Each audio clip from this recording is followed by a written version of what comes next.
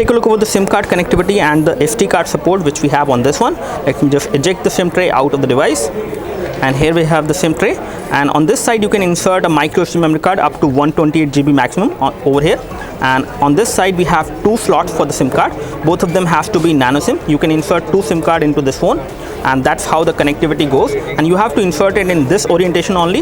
It cannot go in this orientation. Make sure you don't do that, otherwise you will break it. So make sure you insert into the right orientation, and you have the SIM card inserted over there on this side, and the micro SD card should be there on this side, and that's how you actually insert the tray into this phone. On the OTG front, this device does support OTG as well. When you connect a flash drive like this, it will not give you any notification for that, for the detection. But if you go into the storage, you can see that the OTG is detected, and under storage we can see that we have a new USB drive detected on this device as storage, which is again 16 GB. So OTG is supported, and you can always use a file manager which you will need to install separately to access the contents of the OTG flash drive, because the file manager is not coming installed on the Moto X Play. Here we have the hardware information, which is the model number, which is XT1562, and we also have got the processor, which is Snapdragon 615 over there, which is an octa-core CPU, MSM 8939. And let's take a look over the display resolution. So the display resolution is full high definition, which is 1080 into 1920, but again it is affected because of these touch capacitive buttons which are there at the bottom.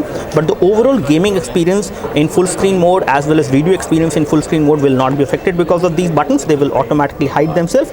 We have Adreno 405 GPU, and here we have the sensors, which includes the accelerometer sensor on this device, which we have got magnetic field sensor. We also have got orientation, ambient light sensor, proximity, display rotation, flat up, flat down, and camera activation sensor is also there. And you also have a chop gesture sensor, in which you can do the chop and enable the flashlight at the back. So these are the sensors which are supported. So with these much of sensors, I do not see any compromise on the sensor department on this phone. On Ninamark, we have got a score of 59.4 FPS, which is again a very good score, and that indicates that this device should be good on gaming, and we will see that. Again, it has Snapdragon 615, which is actually good for gaming, which is a very good hardware. But again, with the kind of GPU it has, the Adreno 405, it does heat up, and it makes the device kind of hot, especially at the backside, as far as other Snapdragon 615 devices which we have seen. And we will see how much this phone actually heats up, especially in casual gaming as well as in high definition gaming, which we will do in the later review. On Intuitive benchmark, we have got a score of 29589, which is again a pretty good score. And in terms of ranking, I can show you the ranking over there. This device is not showing up in the ranking as of now because the score is not verified, but still the score means good, and this one should be good in day-to-day usage as well as in the overall gaming.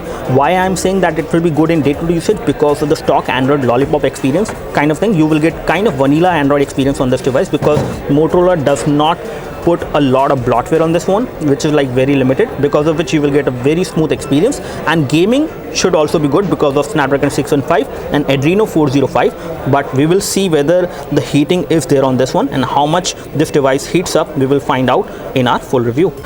One more thing which I have noticed on the back panel of the new Moto X Play, that it is very soft. It has a rubberized soft finish to it, and if I try to remove the back panel over there, even if you try it one or two times, you will see that there is slight amount of wear and tear which will happen. One thing which I have just noticed on the build quality department, which could be a flaw for the Moto X Play, is the back cover, which is not a very tight perfect fit on the back side. So I can show you that how it is. So right now it is moving. So it is moving like this, and you can see a slight gap over there as well as on this side. When I try to move it again, it will not create any problem. The back cover won't come out from the back side from the phone, but it might create some problem in day-to-day usage over time, which could be a problem for some people out there, but that's how it is. But otherwise the build quality is good, and the finishing is again rubberized, so you will have a very good grip. And again, the phone is curved from the back side, so it will give you a very nice grip when you hold this phone in hand. But the back cover is slightly loose, because of which it is moving like this, and whether it does move like this from the bottom part as well.